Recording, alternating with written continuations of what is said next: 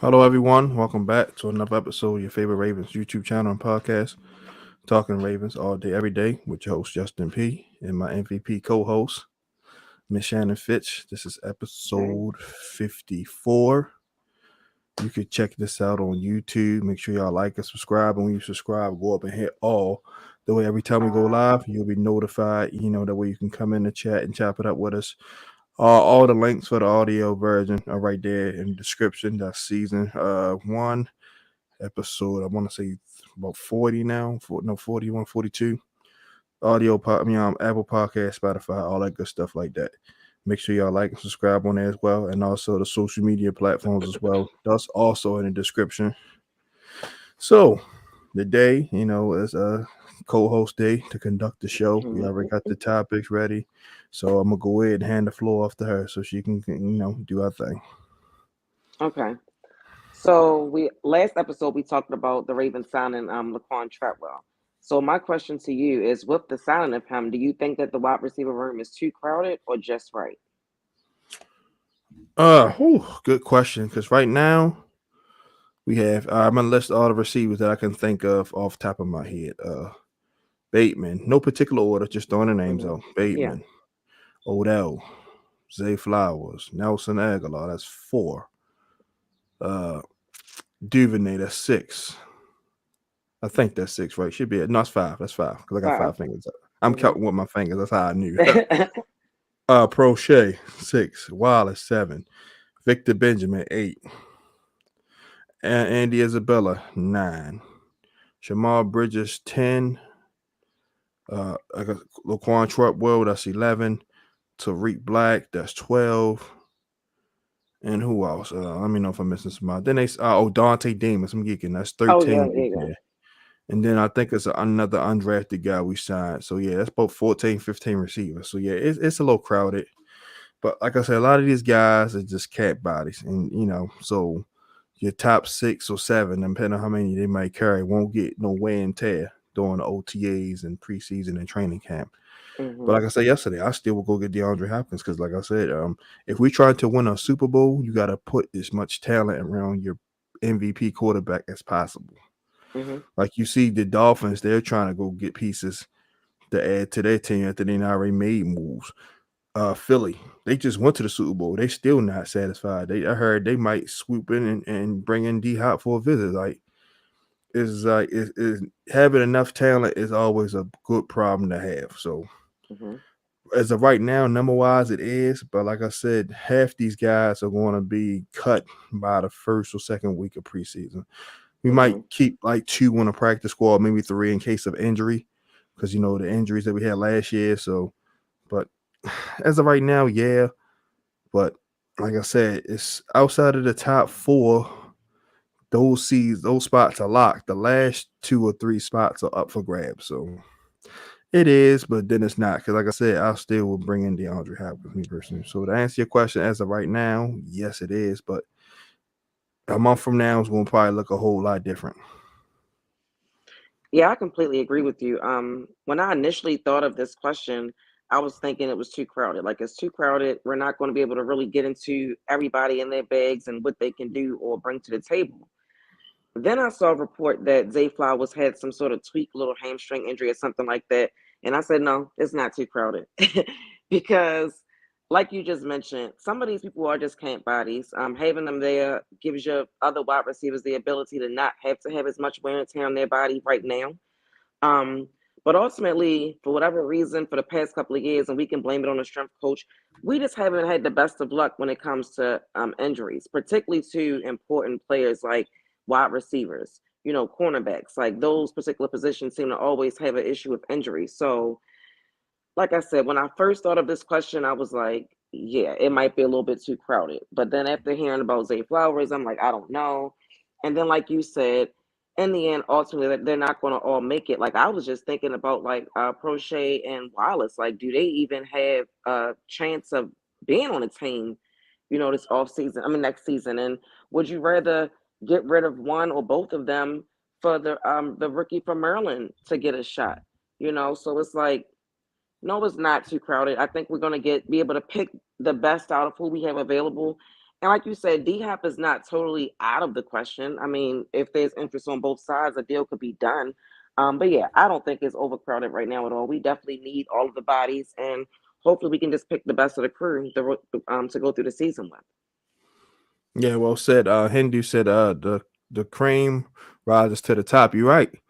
You're right, Hindu. The Hmm. best 6 or 7 will make the roster. So yeah, Yeah. like I said, like now, what was the old saying? Quality over quantity. Hmm.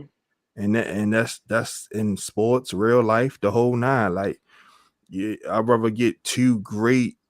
Let's just say I'm just coming up with a scenario. I'd rather have two great watches than 10 okay watches that can break and got to get fixed. You know what I mean? Hmm.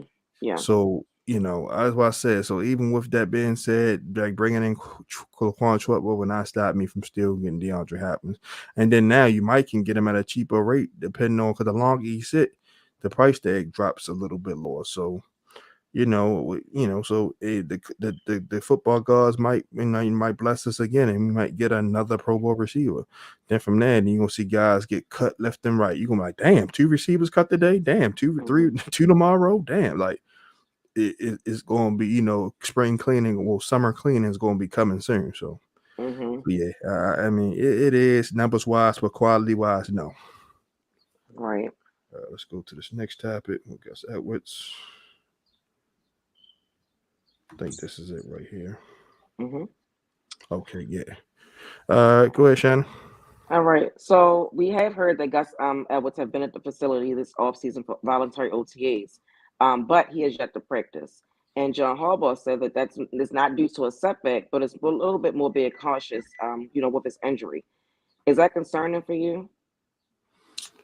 Not really. Because like I said, he's still a year. ACL, the injuries that him, Marcus Peters, and Justice Hill had, and JK always take at least a year and a half, 2 years. Hmm. So then he got nicked up again. Same with JK. So no, not really. They just taking it slow. 'Cause at the end of the day, we in OTAs. The Super Bowl is not being played, this upcoming Sunday. So it's like Hmm. we got a long road ahead. So don't force the issue. Like let them young guys get in there, get them reps. Keaton, Justice Hill, whoever else they picked up. Because like I said, those the guys you want to have them reps anyway. Because you know what Gus and JK going to bring to the table. We know Hmm. that already. We know what they're going to give us. Just guys that that might got to help us out later on, that you want them to get their early reps and pick up the offense quicker and get in a rapport with Lamar and the offensive line. So no, that's no concern for me. They just try to save the wheels on the bus for make sure you make it through the whole year. So, but nah, it's little concern for me. Saying I'm not concerned either. There's really no point of him participating in the actual on-field stuff right now. Like you said, to be cautious. Well, like John Harbaugh said, to be cautious because if something happens to him right now, just a little tweak or anything, that would be a setback, and then that changes how like Eric DeCosta can continue on with the offseason and who he might want to bring in. You lose your second, who you expect to be your number two running back. Now your whole mindset has to change on who you want to bring in. Also, I think that it's great that he's there. Like you can show your loyalty and leaderships on a team sometimes by just being around. You know what I mean? So I'm not concerned that he's not participating. I'm more just happy that he's around the team and being able to pick up whatever he needs to mentally. Like I said, it's a new offense. So he still needs to learn the playbook, ask questions, and get his therapy in. But I'm definitely not concerned at all right now. Yeah, same here. All right, on to the next topic. Go ahead, Shannon. Hmm. So this week we had the outside linebacker coach do his press conference, and he was talking about the two young pass rushers that we have. So does that make you feel like the pass rush is no longer a need for the Ravens right now, based on the things he said about them? It was all great things if you saw the quotes or heard the press conference. Uh, like I say, he's there. Of course, he's gonna not point out no weaknesses because no coach is gonna do that in the press conference. That would be somewhat unprofessional. They'll probably say it's some things they can get better at. That's always the right answer.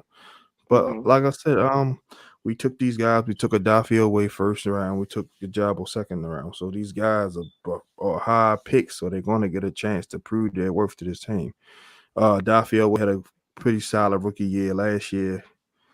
Hit a sophomore slump, but he played better as the year went on. Once Mike McDonald finally figured out what works for us. Because at first he Mhm. was just throwing stuff to the wall and see what stick.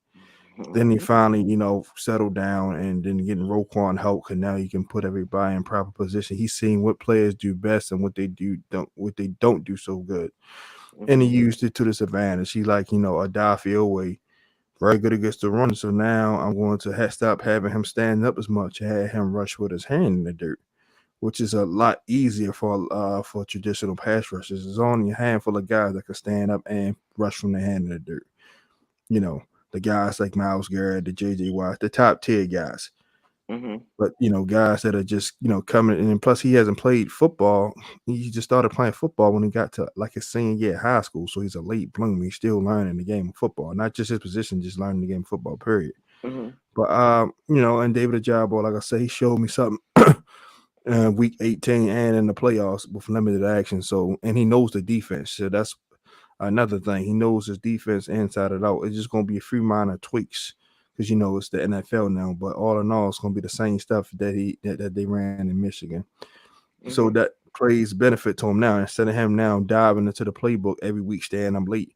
He know all the terminology. He know the verbiage. He knows the assignments.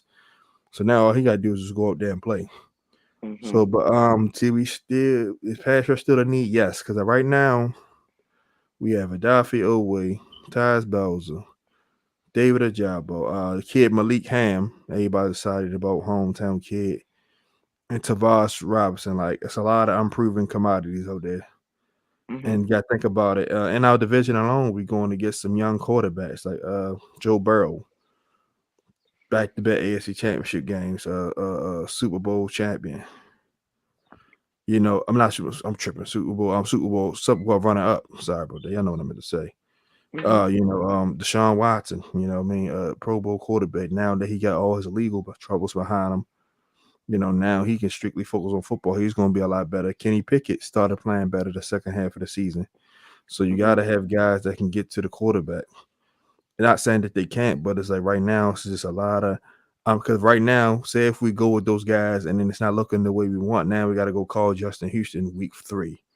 Now Mhm. we got to go call Jason Pierre-Paul or all these other guys that might not, that might be on their last leg. Versus now, you can get a guy like Daniil Hunter from the Vikings.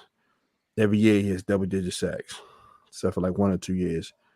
Uh, who else is available? Clowney, although health has been an issue. I feel like in this system, he'll be great because he won't be asked to do a whole lot, and he Mhm. got guys he can rotate with. Justin Houston's available. Leonard Floyd was a guy I wanted a lot, but now he's in Buffalo. Smart move by them. So even with the high praise of Odafe Oweh and David Ojabo, I still think we should still sign at least one edge rusher. I pretty much agree with everything you said as well. I did like what stood out to me with the press conference was him saying, no, he could have been talking them up. So I mean, that it could be coaches talk, but when he said, like watch out for always move, like he got some sort of move that's almost similar to like a Franny, like so that kind of got me excited. Like, okay, I want to see it. And then thinking about David is like you said, he knows the defense. You mentioned him being the person you expect to have a breakout season next year in the second year. And I agree with you. Like, there's no reason why he shouldn't be that guy. So hearing the coach say all the great things about them, that's like you said, that's coach's talk. I don't expect him to come out there and say anything negative. But it is refreshing to hear that those two are doing well so far in the voluntary camps. You will know more about them when the rest of the team comes in and things get a little bit more tough and you really get to playing some football. But it doesn't make me think that it's no longer a need. Excuse me. Until we see them do it, I'm not going to say it's not a need, right? Because if we just say, like you said, if we just go with them, then by week 3, week 4, we're going to be looking at the free agency pool trying to see who we can bring in like we were doing last year. So it doesn't make me think that it's no longer a need, but it is exciting and refreshing to hear the good things about those two young guys because if they can become what we expect them to become, that can help us out a lot. Oh yeah, definitely. Yeah, I mean, definitely. Like I said, and they got the perfect person coaching them. Coach Chuck. Hmm. He that's what he did. Pass rushers and specialists. That's why they hired him because he coached. He trained guys like Von Miller. Miles Garrett, Aaron Donald, like Chandler Jones, all the top pass rush guys in the league. He's Hmm. trained with them. And worked on their repertoire. So he got a good track record. So and he Hmm. was also a hell of a player in the league himself. He had like 6, 7 double digit sack season before he got hurt. So, it's like I said, as long as it translates to the field and they just be sponges and soak up everything he's teaching them, I think, like I said, I think they'll be okay. But I still think we should get at least one more guy, a veteran that's been Okay, around and that can really teach these guys up on the fly. I agree. Let's go to the last topic.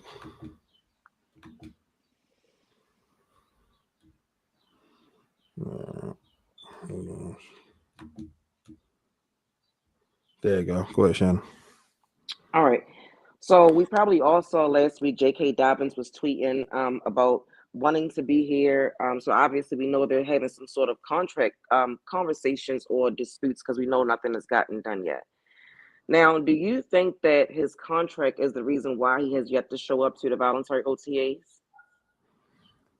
I don't want to put words in his mouth, but it probably is playing a factor because, like I said, this is it for him. Like I said, there's no fifth year option. Worst case scenario, franchise tag, but who's to say they're going to use it on him? They might want to use it on somebody else. Hmm.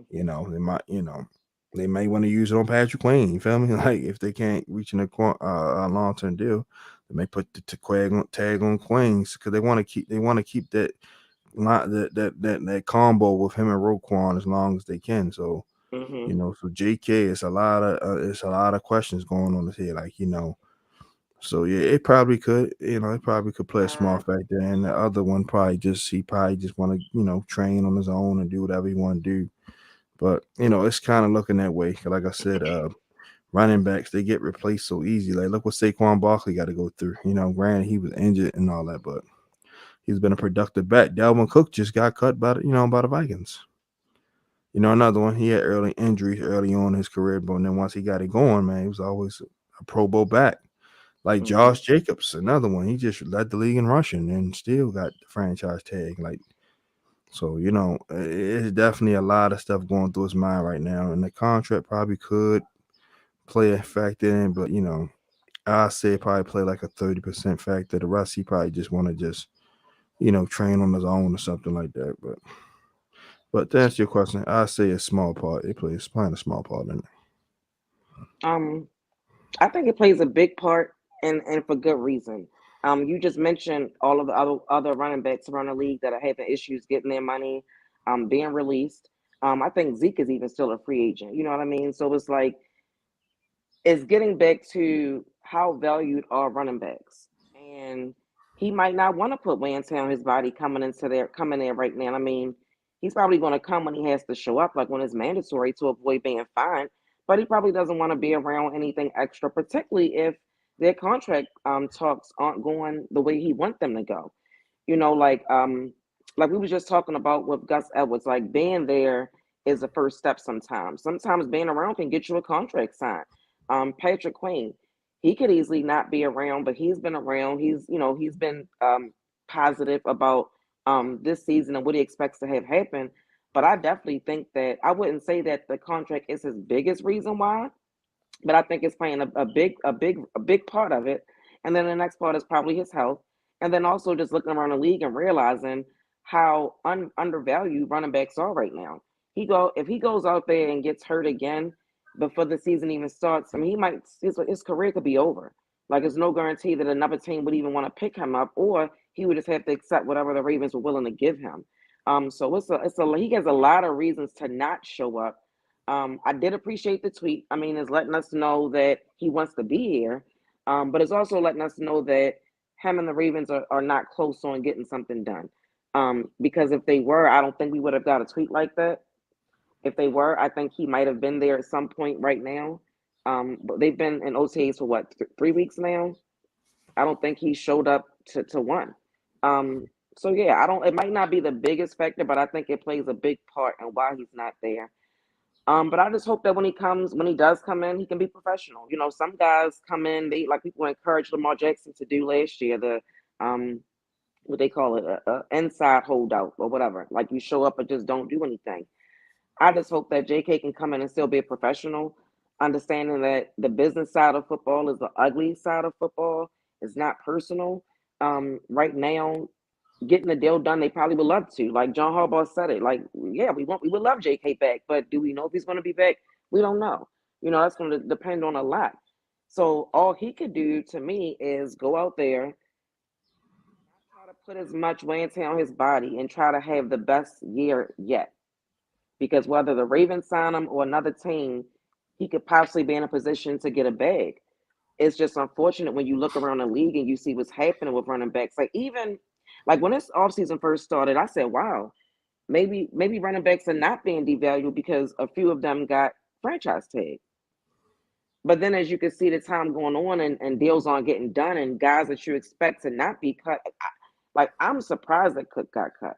You know, like that was surprising to me. Even though it was they said it was mentioned early in the offseason, it's still like why wouldn't you want a back like that? You know what I mean? So JK can be dealing with a lot, but I just hope that he doesn't let it get to him to the point where he can't still be a professional. Yeah, and like I said, if he was a first round pick, they would already picked up his option. They want him here, but it's just like they gotta figure out the price. And like I said, they want to see when he's coming off a major injury, then he got hurt again and trying to see if he can hold up for all Hmm. 17 games, So that's probably why they holding the trigger on giving him a deal yet. They want to see, hey, can he give us 1,400 yards, though, 9, 10 touchdowns, Right. couple hundred yards receiving, like, before we sit here and give him a contract, then he, we pay him, then he, gets hurt again or don't perform, to a standard. So, it's a couple things with the Ravens front office, are probably holding their guns first, like I said, because like I said, if second round picks can have 50 options, his would have been picked up already, no doubt about it in my mind. And then they Hmm. just would try to work everything out from there. But like I said, he plays a position that's basically extinct for the most part. So Hmm. it's hard, man. Good player, man. He's just in a terrible situation because of the position he played. Like if this was about 10 years ago, he'd already be paid. Feel me? Hmm. You pay like you Well, wouldn't. well, would he? I don't know. Cause shoot, Ray Yeah, Rice had to go yeah, through. Remember, yeah, Ray Rice got the franchise tag, and his deal ain't get done to the very end. So I don't know. yeah. It all, like I said, it all depends. Like I said, but back then running backs was getting paid. You seen like AP got paid twice. I mean, yeah, won the MVP, so it's kind of hard to not pay a guy that rushed for almost 20, almost 2,300 yards. So, but back then running backs were getting paid with no problem. So now by it being a passing league, it's kind of hard. Like the Titans had to pay Derrick Henry because he was their offense. Like he was their offense. So it was like you couldn't let him walk out the door. And even now they talk more. He was trying to trade for him and get picks and stuff like that because they're basically in a total rebuild mode. So yeah, it just I definitely want JK in the Ravens uniform next season and the foreseeable future. I think I can speak for the 95% of the fan base. It might be that small few that might say, they think they can get somebody better, and they're entitled to their opinion. But because now as Raven fans saying, hey, pick up Dalvin Cook. I'm like, if this was in the 90s when it was salary cap, I'll feel you. Feel me? Hmm. I feel you. Like, what I mean? Just hey man, we could turn the salary cap off. And this is coming from a guy who plays Madden heavy, but it's just not that easy. Listen, like we can't sign Cook, DeAndre Hopkins, and trade for Hunter and still, pick up whatever else. It just doesn't work like that. Hmm. Like we only have $14 million in cap, and we're lucky to have that right now. So we gotta spend this last couple $1,000,000 wisely. But I definitely hope JK, the Ravens can come to a agreement sooner rather Hmm. than later because we all want them back in the purple and black. Definitely. Yeah, Shannon. Great show. Great topics, man. Mhm. I'm gonna be sad I ain't gonna have you for a week, but it's okay. It's all right. I'm gonna make it through. I got OTR Mike coming on Tuesday, so I want I did some reaching out early so I could try to catch people right now so everybody can be Okay. available. So he'll be on here. Definitely go check out Rain King's podcast. Open mic with Mike. What else?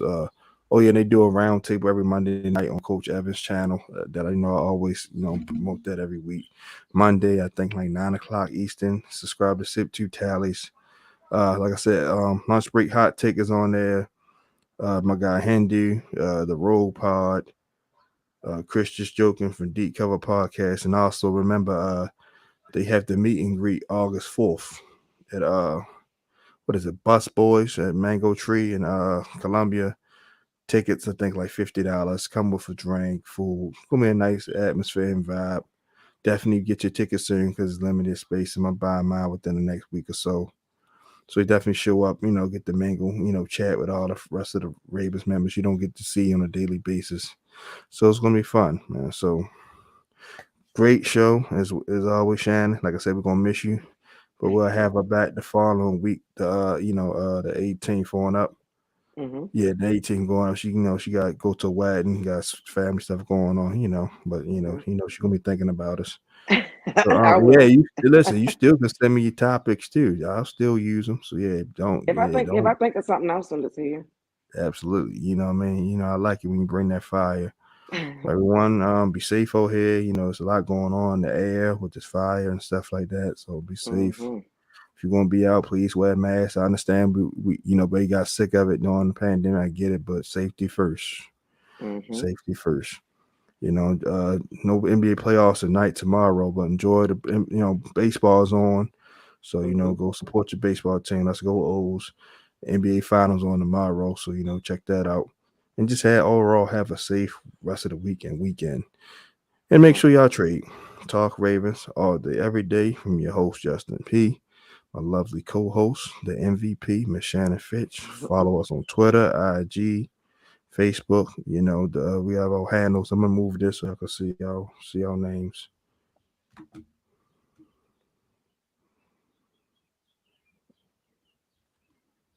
Yeah, see right there, boom. You know what I mean? Give us a follow. You know what I mean? We'll follow back. We're not one of them bougie people that don't like to follow people.